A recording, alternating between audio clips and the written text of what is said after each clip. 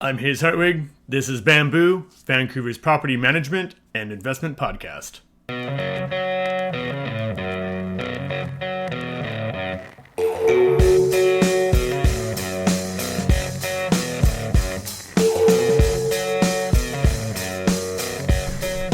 Hello, everyone, and welcome to the show. We are back with the stats for February. So I'm here with Peter, of course, to go over that. What's going on, Peter? What's happening? Not too much. Excited to be here once again to talk about the stats from the last month. It probably, I'm just guessing, it's probably going to be about the same, but things are starting to pick up a little bit. I can feel it. Yep. As we move into springtime and summertime. Absolutely.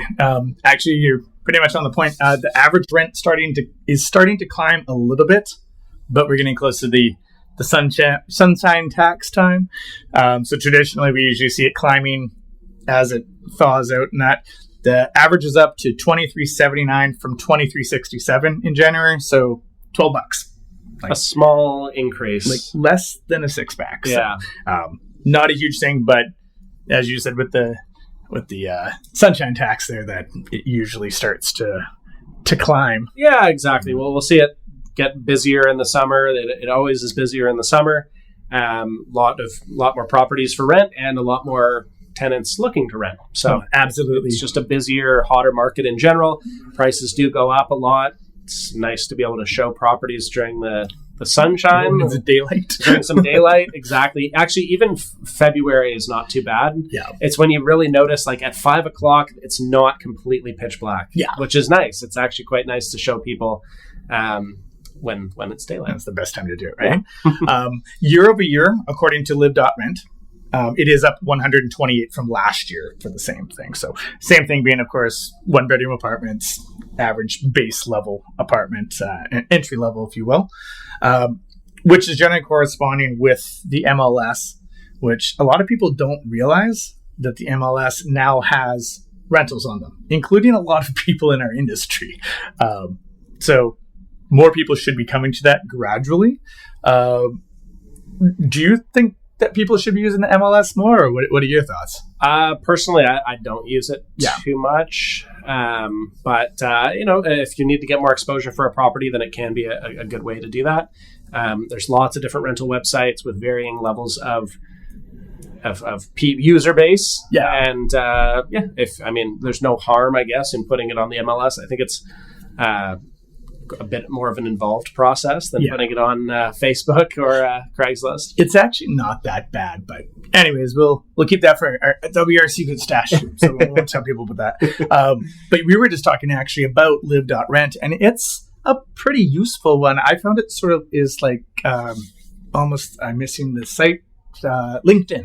I almost said it's almost like LinkedIn, sort of that if someone's looking for a property and you put it up before they start looking for it, it'll tell them when it comes, type of thing. And it's more, you're on there like with more of a profile, like tenants create kind of an application and a profile, and it's kind of all pre-set up. Yeah.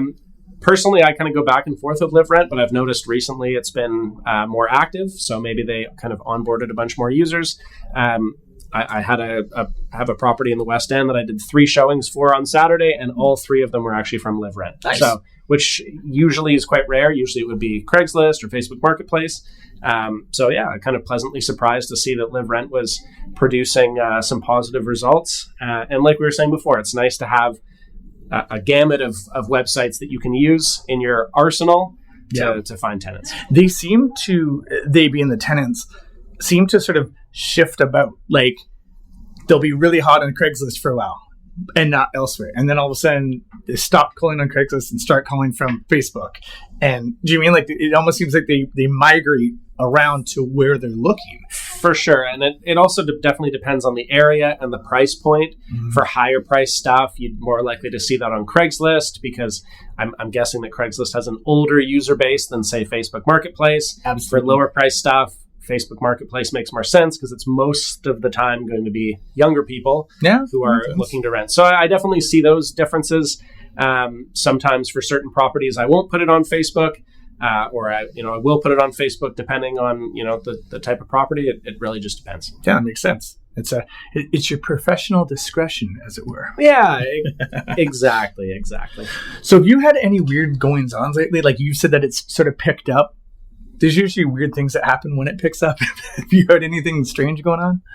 Nothing too out of the ordinary. I was kind of surprised this winter. Some of the prices got a lot lower than I was expecting. And I think we talked about it last time, but prices are always really quick to rise, and then they're always sticky on the way down. Yeah. So like gas. Yeah, exactly. It kind of pops up, in late July and August last year, we saw the prices just go crazy. Yeah. And then that kind of carried on for maybe a couple more months, but definitely November, December, and January were very, very slow, and the prices decreased a lot more.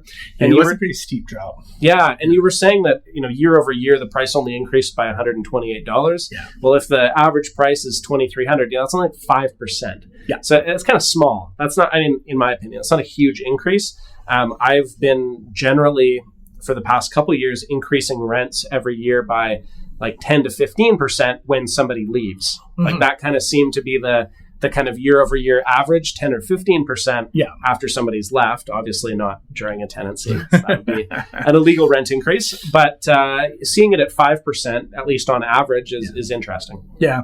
The reason I asked what's going on, I had a weird occurrence where a tenant tried to ignore me.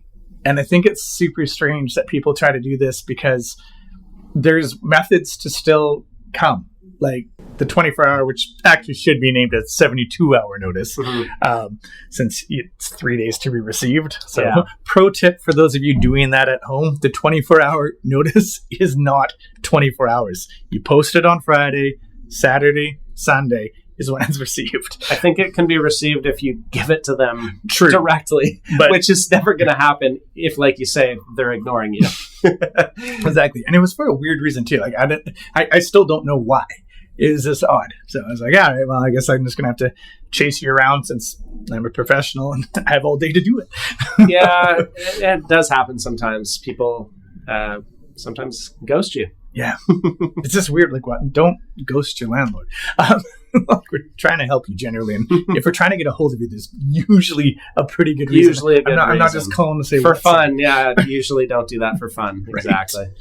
So the average price per square foot for Greater Vancouver is $3.08, with number one being Vancouver at $3.94, North Van at $3.68, and New West, of course, popped up at $3.65 because 618 Carnarvon is filling and everyone's trying to catch up. That's usually why they push their price up, as we've discussed numerous times.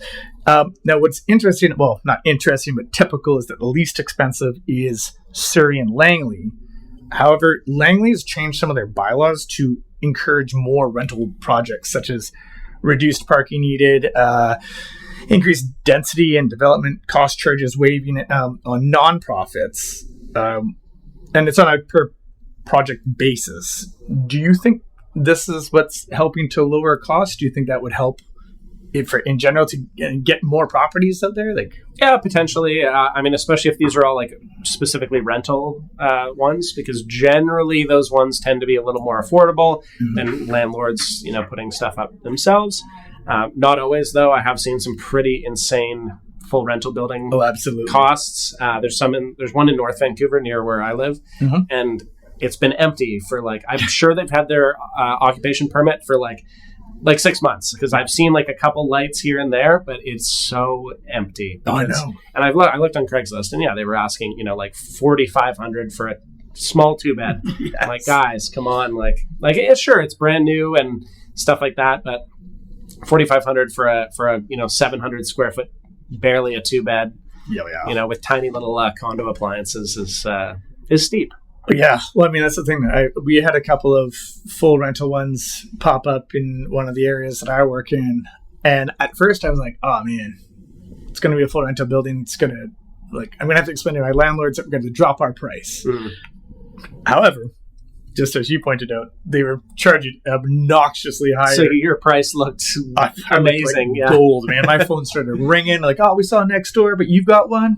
I'm coming over to you. I'm like, no problem. Yeah. Man. Like, sometimes those rental buildings, honestly, as a tip for tenants who are looking for a place, sometimes those rental buildings can be a really good thing. Mm-hmm. I live in an all rental building, and I cannot get evicted unless there's no owner that can move in. So I can never get 2-month notice. The only thing they could do is tear down the whole building, which they won't do because it was built 10 years ago. Yeah, which is highly unlikely. Exactly. So it's not going to happen, which is good, right? Yeah. Because I see a lot of the tenants who come to showings these days, almost all of them, when I ask why are they moving, it's because the landlord's moving in or the landlord sold the place. No. It's not because they feel like it. It's not because, we just want to try something new. It's not a whimsical reason like that. It's because they have to. Yeah. All rental buildings, if you can get the right price, can be pretty good for tenants, just because a little bit more added security to your lease. Absolutely. And I've been noticing as well, as the clock is ticking for them furnished units, I'm getting more and more calls. Are you still getting a bunch of them from people trying to switch from Airbnb? For sure. Yeah, definitely. People, they're going to figure it out eventually that it's either unsustainable or they're not going to be able to because of the new rules. And they're going to realize that they're going to have to unfurnish some of these properties with all this well-used IKEA furniture. Yeah, absolutely right. Yeah, we'll see how this all goes. I'm still thinking that we'll end up seeing a lot of people trying to sell them, because you're not going to get the $500 a night you were getting for Airbnb. I think a lot of people are going to cash out. Yeah, some people are expecting, like $10,000 a month, basically, for like a 2-bedroom or something like that, which is just not going to happen. No, not even close. Like we're not in Manhattan. not even close. So I definitely think people will. They'll either have to sell, or maybe all the money that they made this whole time on Airbnb they've saved. And now they can get by, or they paid towards their mortgage, and now they can get by with a lower rent. Those are some very rosy colored glasses you have on, my friend. Very rosy. Yeah. So at 77% of the available rentals is apartments, which is not surprising. So the most common, of course, being 2 bedrooms at 47% and 1 bedrooms at 40%, with 3 beds being at only 11%. Now, townhouses and houses and partial houses are taking up the bottom bit here, but here's my ponder. So since many families need more space and the government has rolled out the new incentives basically to build suites, it's supposed to be 50%, up to 50%, and $40,000 of a forgivable loan to help house owners build the suites, right? You've heard about this program. But here's the rub, though, and this is what I'm trying to figure out, is like, okay, the owner has to live in the house still. That's fine, makes sense. Basement suite or laneway home or garden home, whichever be. And that, however, it has to be rented for 5 years at below market rates, which seems a little strange to me, because I have a few questions, as did some of the owners who called me about this. A couple being, how far below market rent, and who decides? And who decides what market rent is? Yeah. I mean, they're probably not. Maybe they're listening into our podcast, obviously, to find out what the average rent is, and they'll do it a little below that. But I'm not sure. Maybe the government has their own metric on what the average rent is, I guess, and they'll do that, or maybe they'll have somebody scour Craigslist for all the listings and kind of do an average. It's just super weird, especially because on Craigslist you don't know what it rented for. Exactly. Right? Yeah. So all the prices are higher, but that's honestly a bit strange. I mean, I understand where they're coming from. They don't want to subsidize building of stuff that is not going to turn into at least somewhat affordable housing. Yeah, fair enough. So I get it, but I don't think it seems like a very artificial method of bringing the price down, and probably will disincentivize people from doing it. Yeah, I mean, we also, like, the other thing we have to take into account, and what we were discussing, this one owner in particular, is that building's a lot more expensive now. So, and there's a lot more hoops to jump through. You have to the fire retarding and even the permitting and stuff like that can be thousands and thousands of dollars. Yeah. So I don't know if it seems expensive. Yeah, it doesn't. It seems very expensive. Yeah. Yeah. 40 grand is a good amount, but I mean, people renovate their kitchens for $100. So that's just renovating that kitchen. Not to mention, I mean, no prediction on our government, but if they know that single family home is now a double family home, I'm assuming your property taxes are going to go up. Yeah. So again, are you incentivized? Because let's face it, a lot of the basement suites are obviously non-conforming, aka illegal basement suites. So yeah, pretty rare that I would rent out a legal one, honestly. Pretty rare. It's like a pretty well-known thing that, a huge percentage, the vast majority of them are illegal, quote unquote, but, would never be enforced, because if they enforced it, then there would be millions of people would be without homes. Even worse off than we currently are. Exactly. What is also interesting, though, is I've seen a lot of pushback to this program simply for the fact that, like, there's a lot of owners that have basement suites, but they don't want to get involved in renting because they feel that there's no control over their own space. And granted, this will be triggering, I'm sure, for any tenants, but it's the fact of the matter. They're concerned with the RTB and everything. They feel that it's against them, which is interesting. I mean, I don't think the RTB is 100% against, but it's not level, I would suggest. Yeah, I've said this before, and I'll say it again, is that the RTB process, I could stomach it a lot more easily if it didn't take so long. Yeah. If even, I would rather get a resolution, whether it be in my favor or not in my favor. If I could get that resolution in like under a month, that would be good. Yeah. So that I could at least move on with my life in some capacity. Yeah. Whereas if you have to wait, like I've waited a year for, for something. Mm-hmm. And a year, once a year goes by, the tenant is gone, and there's no point, right? Like it's I could stomach it a lot more if the process was a little bit quicker, I think that would make it at least more reasonable. Mm-hmm. So yeah. Do you think that it would incentivize owners to come into the market as well if there was a higher deposit? Because I mean, as we know, everything got more expensive. I mean, to get a handy person to show up, you're looking at $150, $200 minimum just to arrive. Yeah, I definitely think the deposit thing is a bit of an issue. I mean, I totally understand the landlord holding on to, a full month's rent for however long is can be difficult for some tenants. Yeah. I totally understand that. But the problem is I've got a situation right now that's pretty relevant. A tenant who is breaking their lease. They're leaving. They said, they've already left the country. Say, sorry, I lost my job, left the country. Yeah. So like legitimate reason. Yeah, sure. I mean, fair enough. But the person said, I will not be able to pay for March's rent. And March's rent is actually the last month of their lease anyways. But they said, I won't be able to pay for March rent. So then, and they told me this yesterday. So I only have 3 weeks to find a new tenant to start March 1st. Yeah. And all I can do is, the person said, you can have my security deposit. Well, that's half of 1 month's rent. So if I can't find somebody for March 1st, then the owner would be out half a month rent at least. And there's a bunch of damage to the suite. Not a huge amount, but there's some stuff that I will need to take care of. Yeah. So that further eats into the thing. So it's all well and great when the tenancy works out perfectly. Mm-hmm. Half a month is totally fine. But when it goes wrong, then the half a month just isn't enough. So yeah, I totally agree. And as a renter myself, yeah, of course, like giving a full month of rent does seem it's double the amount. Yeah, it is. It's double the amount that it is now. But I think it's pretty reasonable based on the cost of stuff increasing. Yeah, I mean that makes sense.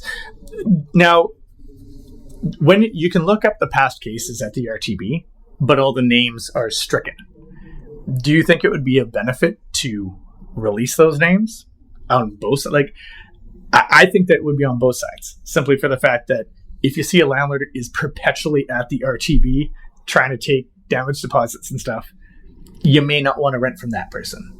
Same with if you see a tenant perpetually at the RTB, you may not want to rent to them. Yeah, I think that's not a bad idea. I'm sure it'll never happen due to privacy concerns. But I think that's a great idea. If you could just Google somebody's name or look into a database and see, oh, look, this tenant's been to RTB like 7 times, or this landlord's been RTB 7 times. It's actually funny. I every now and then I'll Google somebody, like a client, and I will see their name on some sort of RTB thing. Yeah. So I don't know if it's really old ones or only certain ones, but sometimes they don't redact sometimes they don't redact the owner's information. And the time that I think of recently, it was the owner's like a numbered company or like a BC Ltd numbered company. Okay. And that was listed as the landlord. But I was able to Google that and find a PDF with a decision against that client, that landlord. So some of them are out there, and it's interesting to read. And I got it. The landlord has done this, has been to RTB before, and it's interesting to read. So I think it would be a good thing, but unfortunately, wishful thinking. I mean, you still do. It's a good idea to check the civil registry, of course, see if that's coming up a lot, just to try and get a better idea of who you're dealing with, because obviously everybody puts their best foot forward and neglects to mention that they've been to collections 5 times. Right? For sure, yeah. You can look up that stuff on the court registry. You can look up. Actually, had a client ask for me to do that specifically, to look up at a couple of potential tenants, and this was when they'd only just applied, so I only had their first and last name. I didn't have their middle name. Yeah, and I guess they had quite common names because I looked it up, and there was tons and tons, and I thought, oh geez, I hope it's not this guy. And it was like a warrant issued and all this stuff, and this it doesn't give you all the details, but if you see somebody like 20 times over the last like 5 years, and I did actually reach out to the tenant and say, hey, can you let me know and I see your photo ID just so I can know what your last or your middle name is. Yeah. And it wasn't them. And I said, I was pretty sure it wasn't you, but just wanted to check. So that can be a good way. For the most part, all I usually find are parking tickets. Which is fine. I definitely have a bunch of those. Yeah, parking tickets or speeding tickets or whatever, right? Who cares? Yeah. But every now and then I have had somebody pop up on there with something a little more serious, a little heavier, and yeah, it definitely makes you think about it. Yeah, nice. So Metro Vancouver has topped. We're back to having all 5 most expensive cities. So I guess good job, Metro Vancouver. Yeah. Jesus. But anyways, number 1 is North Van, 2 West Van, 3 Vancouver, 4th is Burnaby, and 5th is Richmond. Richmond keeps on jumping in and out. I'm not sure why. It must be new rental buildings. I always hear stuff, Lansdowne Mall and all these new ones popping up. So yeah, there must be just a bunch. I don't really work out in Richmond that often. Neither do I. So I don't. But I'm sure there's probably a lot of new development there, and I'd imagine that's what's keeping it higher. Yeah, absolutely. So Live.Rent, who we use a lot of their stats here on the show because they're pretty accurate. They seem to correspond with most of what we're doing, so I quite like them. They reported that 44% of their income goes to rent. Have you been seeing the same on your applications lately? Like when we go and check their bank stub, yeah, I actually had one recently that I think was at maybe 40%, and then we had another applicant that was at like 33%. And the owner asked me and said, "Hey, what do you think about this?" They said, "I prefer the person with 40%, other than the fact that they're at 40% of their income." And I said, to be perfectly honest, I guess the rule of thumb that you've heard is 1/3, 33% of your income should be. Of your income gross income should be going to rent, or less, obviously. Less is better. Less is better. Yes, less in this case would be better. But these days, honestly, I see 30 to 40% pretty regularly. Pretty rare that I would see somebody under 30%. Or, I have had a client ask and say, "Hey, we'll only do it if it's under 25%." And it took us a lot longer to rent the place because, hey, as long as they're cool with that, right? Of course. And the client, that was totally fine with them. Yeah. I respect that that's what they wanted, and they were pretty firm on that, and that's fine. We found somebody who worked out for that. But generally, when you get up to those levels of income, depending on the price of the place, usually those people are just purchasing something themselves, right? Yeah. If they have that much money that only a tiny percentage of it is going to rent, then they're probably not going to be a renter for very long if they are right now. Yeah, exactly. And that's sort of one of the things. I actually had the same conversation with a landlord explaining that, if you want that much, like 20%, 30%, and your rent is astronomically high, they're probably getting more into buy land. Yeah. They'll go and put up with living in a smaller, not as adequate unit so that they can bank that down payment and then buy. Yeah. So that's, I think especially if you're charging a higher rent, you need to be a little bit more flexible. Yeah, it just narrows down the renter pool, right? Like there's just not going to be a lot of people, especially, there's not going to be a lot of people earning like $200,000 who are trying to rent. Nope. Even $200,000 combined household income is relatively high for Vancouver. And if, that's what the rent works out to be at 25% of it, then, it's a very small number of people out there. Yeah, absolutely. Now, speaking with the different types and pools of tenants, have you been getting more landlords kind of coming on board with allowing for pets? Like, I personally been in a bit of an upswing and noticed that most landlords are becoming okay with that, or at least open to it. If a tenant's like, hey, I've got a cat, and they say no pets, I was like, a cat, fine. Like, have you been seeing this? Or to be honest, usually I clarify like quite strictly with the landlord at the beginning of the process, and I say, do you want pets? Yes or no? It's not really going to be, we either have to advertise yes or we have to advertise no. Yeah, we can't do gray. Can't be like a gray area thing. I said people will still reach out. Yeah. If I say no, they will still reach out, and I'll take a look at it. And if they seem perfect in every possible way and they have a little tiny cat, then maybe I would consider it, unless the client has told me absolutely not. Yeah. I honestly haven't seen much change. The couple of listings that I picked up in the last month or so have all been the same, no pets. Huh. I'd still say like 85 or 90% of my units are no pets. Seems pretty high, but and I always get the owners, they always say, oh, I know, I love dogs, don't get me wrong. And I say, oh, it's fine. I don't think you're a horrible person for not, I get it. It's all good. I'm sure you don't hate animals. Yeah.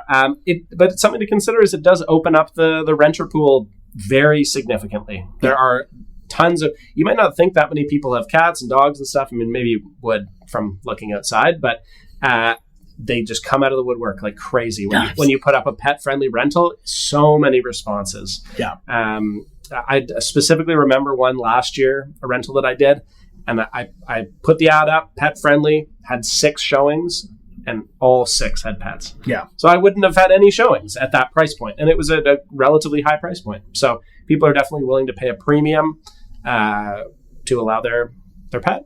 Yeah, absolutely, which is interesting because back east in Ontario, it's no restrictions. You can't not rent to somebody if they have a pet, which does cause a little bit of friction. Not that there's ever friction between landlords and tenants. I've never seen that before.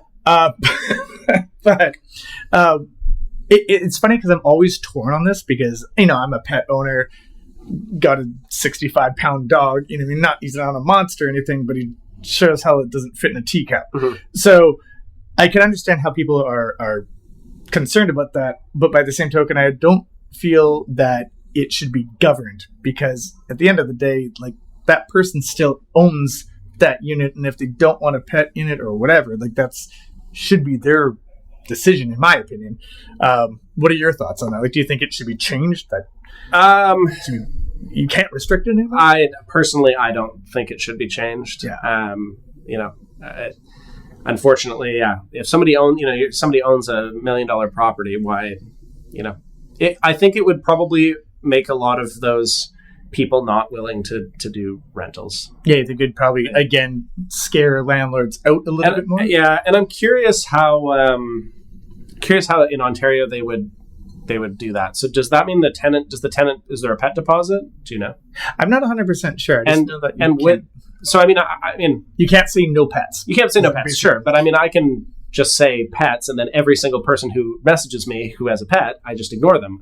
Unless you can't ask if they have pets, and they're just allowed to show up to the move-in and be like, oh, I have 7 dogs. Right. You know what I mean? So I'm just curious. I'm just curious the way that works, because technically, right now, I can discriminate against anybody for any reason just by not responding to their email. Unfortunately, that's the way it works, and any landlord is able to do that. If you don't want to respond, nobody's forcing you to respond to an email, right? Yeah, absolutely. So if somebody inquires about something and you don't like anything about them, you can just ignore it. Yeah. If somebody has a pet and reaches out and I don't want to rent to that person because of their pet, then I can just ignore it. So I just don't know how they would enforce that necessarily. I guess maybe you just straight up can't write no pets. Yeah, I mean, that's as far as I gathered. It's that be the same along the same lines as that you can't say no kids. Exactly. Right. Yeah. Well, I do always say this as a bit of a joke to owners. I always say, you can collect a pet deposit, but you can't collect a toddler deposit. Absolutely. Because I have seen some places where I'm sure there's no way a pet could have done that much damage, and it's because they have two little kids running around and painting the walls and whatever they're doing, right? Absolutely, so, especially crayon. Yeah. Crayon is heavy on walls, and you have to use a special way to get rid of it, because if you just paint over it, the wax will actually work its way back through. Yeah. So, people are always saying, I'm worried about a pet causing a lot of damage. Honestly, a cat, under most circumstances, is not going to cause that much damage. And Absolutely. A 2-year-old or a 3-year-old will probably cause way more damage than the cat. Absolutely. So definitely it's something to consider. Well, and I think that by not having it being mandatory, you attract a better pet owner, because it's harder to find a place. So once they get one, they don't want to wreck it. For sure. You know what I mean? They don't want to get kicked out for abusing. Honestly, the people that I've rented to who have had pets have always been respectful, and I have never had an issue. I don't think I've ever had to keep somebody's pet deposit. Yeah. I'm sure I've maybe, charged it here, $200 for fixing something, and they were super forthcoming about it. Yeah. But I don't think I've ever been like, the place is ruined. You complete your dog tore this place apart.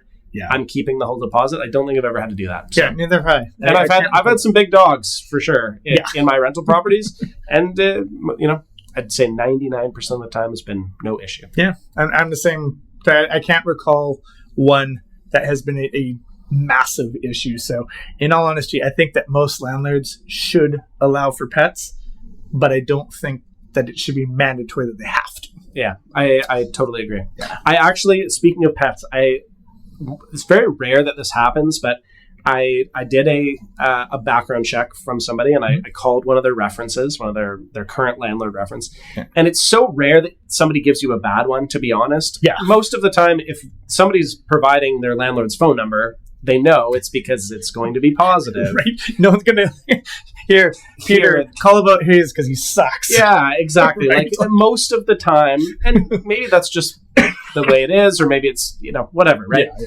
But it was one of the first times where the person was straight up like, no, we're evicting this person because of their pet.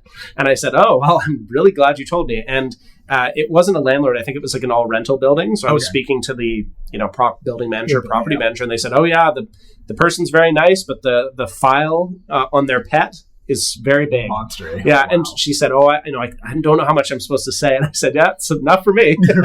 I don't need to know the details. If you're trying to get rid of this person because of their dog, that's, I didn't say no more.